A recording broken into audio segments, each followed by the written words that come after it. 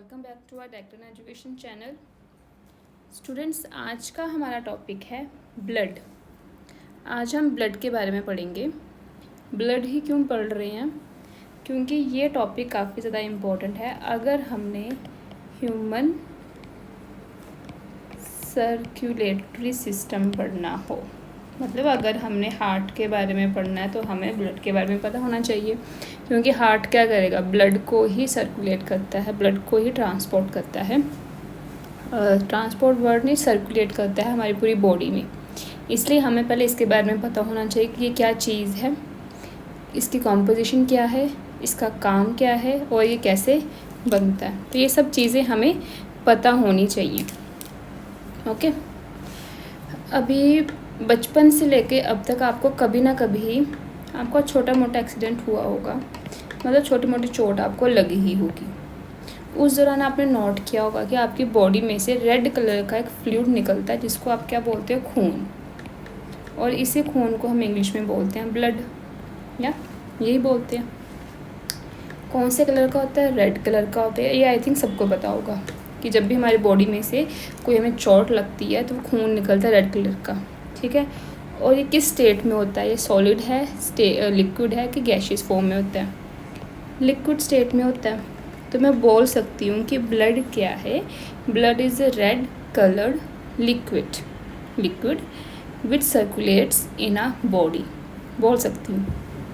Red colour का ही क्यों होता है blood? Yellow, green, blue colour का क्यों नहीं होता?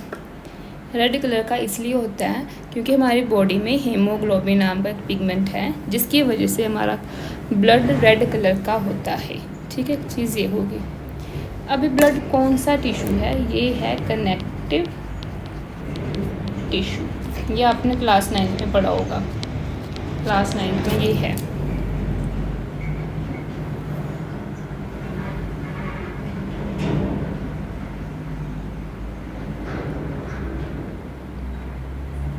अभी ब्लड हमारा कैसा टिश्यू है? कनेक्टिव टिश्यू है, ठीक है। अभी हम ब्लड के कंपोजिशन कर लेते हैं। आप इस डायग्राम में ही देख लीजिए। इस डायग्राम में क्या है? 55% हमारा क्या है? Plasma, 1% WBCs and platelets and 44% हमारे RBCs।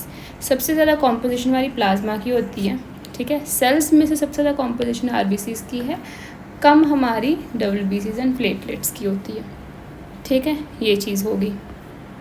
अब हमारा ब्लड, ह्यूमन ब्लड बनता कैसे है? सपोज़ यहाँ पे मैंने ब्लड बनाना है, BLOOD, मैंने यहाँ पे ब्लड बनाना है। तो ब्लड की कॉम्पोजिशन क्या है? पहली तो कॉम्पोजिशन है प्लाज्मा, है ना, और दूसरी कॉम्पोजिशन क्या है? सेल्स। मुझे ये चीज़ें बीच में डालनी है और मेरा ब्लड बन जाएगा। अभी प्लाज्मा में भी क्या होता है? प्लाज्मा में वाटर होता है, 90% वाटर ही है, मतलब मुझे 90% पानी चाहिए। ये मुझे कहाँ से मिलेगा? जिन बच्चों ने डाइजेस्टिव सिस्टम की वीडियो देखी है मेरी, उसमें मैंने बताया हुआ कि लार्ज इंटेस्टाइन क्या करता है? मैक्सिमम वाटर एब्जॉर्ब करता है, प्लस हमारा स्टमक वाटर को एब्जॉर्ब करता है, ठीक है। तो ये चीज़ें वहाँ से आ जाएंगी, ओके। फिर हॉर्मोन्स हमारे ऑर्गन्स रिलीज़ करेंगे, कोई ना कोई वहाँ से आ जाएगा। देन सॉल्ट, प्रोटीन, ये हमें हमारी डाइट से हमें मिल जाएंगे, ठीक है। तो जो ये वाला पोर्शन है ये तो सारा ब्लड में आ गया, बट ये सिर्फ प्लाज्मा है। सेल्स में क्या आते हैं? सेल्स में RBCs, WBC एंड प्लेटलेट्स ये आएंगे। ये कहाँ से आएगा? हमारे पास एक बोन मैरो होता है, हमारी बॉडी में हड्डियों में बोन मैरो होता है। जो ये वाला कोने वाला पार्ट है इसको हम बोलते हैं रेड बोन मैरो, ओके। और जो हमारी हड्डी अंदर से खोखली होती है, खाली होती है, इसमें क्या होता है? Yellow bone marrow. यही रिलीज़ करते हैं सेल्स। तो WBCs, RBCs, प्लेटलेट्स यहाँ से आते हैं, ठीक है। तो हमारे जो ब्लड की सेक्रीशन है, जो RBCs जो हमारे बनेंगे वो हमारे बोन मैरो से बनते हैं, ठीक है। येलो बोन मैरो का क्या काम है? येलो बोन मैरो काम करता है इमरजेंसी के टाइम पे, मतलब ऐसे कुछ खास सिंथेसिस नहीं करता ये, पर जब हमारी बॉडी में से ब्लड लॉस काफ़ी हो जाए, ब्लड लॉस का कब होगा? जब एक्सीडेंट होगा, तो ये उस टाइम पे बनाना शुरू कर देता है, आरबीसीज बनाना शुरू कर देता है। ठीक है, ये चीज़ होगी। ओके, तो अभी हम करते हैं सेल्स डिस्कस कर लेते हैं, क्योंकि प्लाज्मा में मैंने यही चीज़ बतानी थी जो मैंने आपको अभी बता दी। सेल्स डिस्कस करते हैं। पहला सेल है आरबीसी, रेड बोन में रेड ब्लड सेल हमारा। ठीक है, आरबीसीज 4 मंथ के लिए रहते हैं बस। इनका जो लाइफ स्पैन है सिर्फ 4 मंथ का होता है। शेप इनकी कैसी है, ओहो ये क्यों हो रहा है ऐसा बार बार। शेप इसकी कैसी है, सर्कुलर। ओके, शेप इसकी कैसी है, सर्कुलर। प्लस आरबीसीज के पास ना न्यूक्लियाई नहीं होते, तो मैं बोल सकती हूँ कि यही रीज़न है कि इसका लाइफ स्पैन सिर्फ 4 मंथ का है। न्यूक्लियस नहीं है तो ये ज़्यादा लंबे समय तक के लिए नहीं रहते, पूरी बॉडी में सर्कुलेट करते हैं और एंड में मर जाते हैं। एक रीज़न ये भी है कि जैसे कि आरबीसीज क्या करते हैं, जैसे कि हमारे बॉडी में ना आर्टरीज़ हैं, वेन्स हैं, कैपिलरीज़ हैं। ठीक है, जब ये आर्टरीज़ में से मूव करते हैं ना, जब ये आर्टरीज़ में से ऐसे मूव किए तो कुछ ना रगड़ लग जाती है इनकी वॉल्स को थोड़ी थोड़ी। ठीक है, ये तो मैंने बात करी जो आर्टरी काफ़ी चौड़ी है। बीच में कुछ आर्टरीज थिन भी आएंगी, पतली भी आएंगी, बीच में वेन्स भी आ जाएंगी और पतली, और बीच में हमारी कैपिलरीज भी आ जाएंगी, यहाँ पे बिल्कुल पतला पतला रास्ता है। ठीक है, तो जब ये जहाँ जहाँ जाएंगी ना वहाँ पे इनकी दीवार, जो आरबीसीज की जो दीवारें हैं उनको रगड़ लग जाती है, मतलब डैमेज हो जाते हैं। तो जितना वो नैरो जगह में जाएंगे उतना वो डैमेज होना शुरू हो जाते हैं, और एंड में जब कैपिलरीज में से भी निकलेंगी, हर जगह से निकलेंगी, तो वो उनकी वॉल्स थोड़ी थोड़ी डैमेज होती जाती हैं। तो ऐसे करते करते करते वो स्प्लीन के पास पहुंच जाते हैं, स्प्लीन में जाके वो मर जाते हैं बेचारे। तो हम स्प्लीन को स्प्लीन को ना ग्रेवयार्ड भी बोलते हैं ऑफ आरबीसीज। ओके, ये चीज़ होगी एक, ये आरबीसीज का हो गया। अब एक दिन में एवरी डे 3 मिलियन, अगर मैं अप्रोक्सीमेटली भी बोल लूँ, अप्रोक्सीमेटली 3 मिलियन आरबीसीज हमारे मर जाते हैं। इसका मतलब ये नहीं है कि हर दिन 3 मिलियन आरबीसीज मर रहे हैं तो बाद में क्या होगा, फिर तो हम मर गए, ऐसा नहीं होता।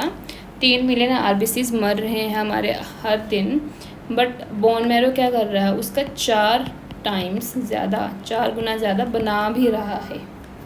ठीक है, तो मतलब अगर हम ब्लड डोनेट करें भी तो हमें कुछ खास असर नहीं होगा, थोड़ी सी वीकनेस फील होगी, पर एक दिन के अंदर अंदर वो विद इन अ डे हमारा ब्लड कवर हो जाता है। तो ये नहीं कि ब्लड डोनेट किया तो हम पूरा दिन हमें बेहोशी छाई देगी या हम अनकॉन्शियस हो जाएंगे 1-2 दिन के लिए, वीकनेस रहेगी, इतना कुछ खास नहीं होता। ये हो गया। प्लस अब आरबीसी करता क्या है हमारा, आरबीसी क्या करता है, अब जैसे कि मैंने ये क्यों हो रहा है ऐसा, वैसे ये मैंने लंग्स बनाए। लंग्स का क्या काम है, ऑक्सीजन लेना, या लंग्स ने ऑक्सीजन ली, ऑक्सीजन आई अंदर, यहाँ पे ना ब्लड वेसल्स लगी होती, डायफ्राम भी होगा, मैं डायफ्राम नहीं बना रही, ब्लड वेसल्स होती हैं, तो ये ऑक्सीजन ना ब्लड वेसल के बीच में चल जाती हैं। ओके, सपोज ये आरबीसी से इसके साथ ऐसे ऑक्सीजन लग जाती है, तो आरबीसी क्या करते हैं, ऑक्सीजन को कैरी करता है, बट ऑक्सीजन से कार्बन डाइऑक्साइड भी तो जाती है, तो वो कैसे जाती है, वो भी आरबीसी के ऊपर लगी होती है, उसको कैरी करता है। मतलब आरबीसी क्या कर रहा है, ऑक्सीजन को भी कैरी कर रहा है, प्लस कार्बन डाइऑक्साइड को भी ये कैरी करता है। ओके, ये चीज़ होगी। तो ये आरबीसी का हमने पढ़ लिया, ज़्यादा डिटेल में नहीं करना, इतना तय करना बस। नेक्स्ट डब्ल्यूबीसी मतलब वाइट ब्लड सेल्स। हमारे वाइट ब्लड सेल्स क्या करते हैं, अगर हमें कोई इन्फेक्शन हो जाए, तो उस चीज़ के अगेंस्ट ये लड़ता है हमारी बॉडी में। इन्फेक्शन अगर हो जाए, इन्फेक्शन कैसे होगी, अगर हमारी बॉडी में कोई बैक्टीरिया है ना, कोई बैक्टीरिया या वायरस एंटर करेगा तो इनको ये मार देगा। डब्ल्यूबीसी क्या करते हैं, कुछ केमिकल रिलीज़ करते हैं जिनको हम बोलते हैं एंटीबॉडीज़। ये क्या करते हैं, जहाँ पे भी इनको एंटीजन दिखे, मतलब जहाँ पे भी इनको ये वायरस बैक्टीरिया दिखे, उसके साथ बाइंड करके उसको मार देते हैं, इससे हमें बीमारी नहीं होती। ओके, डब्ल्यूबीसी का काम ये है। मतलब WBCs क्या हैं, ये हमारी बॉडी के क्या हो गए, सोल्जर्स। ओके, इससे ज़्यादा डिटेल में नहीं पढ़ना। WBCs की आगे फर्दर टाइप्स आती हैं वैसे, ग्रेनुलोसाइट ग्रेनुलोसाइट्स, वो हमने नहीं करनी। टेक क्लास 10th है तो सिंपल रखना हमने, फालतू की कोई चीज़ हमने एक्स्ट्रा नहीं पढ़नी। नेक्स्ट सेल्स में लास्ट है प्लेटलेट्स। अब एक चीज़ जो मैंने आपको नहीं बताया WBCs में, WBCs के पास न्यूक्लियस होता है। ओके, इसकी शेप इरेगुलर है पर। ओके, प्लेटलेट्स के पास न्यूक्लियस है। अभी प्लेटलेट्स का काम क्या है, क्लॉटिंग में, क्लॉटिंग में इनकी इन्वॉल्वमेंट है। मतलब ऐसा तो नहीं होता है, सपोज ये मैंने किसी की बाजू बनाई, यहाँ पे कट लग गया तो यहाँ से खून निकलता ही रहता। अगर डीप कट लग जाए खून निकलता रहता बार, पर थोड़े टाइम के बाद, कुछ टाइम के बाद वहाँ पे हम दवाई वगैरह लगाएं तो क्लॉट भी बनना, पपड़ी सी बनना शुरू हो जाती है। तो वो पपड़ी बनती है इन प्लेटलेट्स की वजह से। ओके, तो ये चीज़ हमारी होगी, ये हमने कर लिया, सेल्स कर लिए। ठीक है, लास्ट टॉपिक क्या है इसमें हमारा, फंक्शंस किसके, ब्लड के। ओके, पहला फंक्शन तो हम रख देते हैं ट्रांसपोर्टेशन में, ट्रांसपोर्टेशन में हमने पहला यही पढ़ लिया, ऑक्सीजन, कार्बन डाइऑक्साइड, 2 चीज़ें ये होगी। इसके अलावा हार्मोन्स को भी ये ट्रांसपोर्ट करता है। ठीक है, फिर जो वेस्ट है, वेस्ट कौन सा, यूरिया, जो निकल रहा है लीवर से, जाएगा कहाँ, किडनी के पास, तो वो भी उसको लेके जाता है किडनी के पास भाई, ये चीज़ होगी। फिर जो स्मॉल इंटेस्टाइन में आपने पढ़ा होगा कि मिनरल्स की, न्यूट्रिएंट्स की अब जो एब्जॉर्प्शन हुई तो उन न्यूट्रिएंट्स को वो ट्रांसपोर्ट करता है, तो न्यूट्रिएंट्स के ट्रांसपोर्टेशन में भी इसकी हमारी इन्वॉल्वमेंट आ गई। फिर नेक्स्ट क्या है, प्रोटेक्टिव नेचर, हमें भी प्रोटेक्ट भी करता है। इसमें आप WBCs का लिख सकते हो कि हमें हमारी बॉडी को प्रोटेक्ट करके रखता है। ठीक है, फिर नेक्स्ट क्या आ सकता है, नेक्स्ट आ सकता है कि हमारे ब्लड क्या करता है, हमारी बॉडी के टेम्परेचर को क्या करके रखता है, रेगुलेट करके रखता है। ठीक है, ब्लड कैपिलरीज होती हैं हमारी स्किन में, ये ब्लड कैपिलरीज होती हैं, वो हमारी बॉडी को टेम्परेचर मेंटेन करके रखती हैं, कांस्टेंट टेम्परेचर पे रखती हैं, 37 डिग्री सेल्सियस तक ये मेंटेन करके रखती हैं।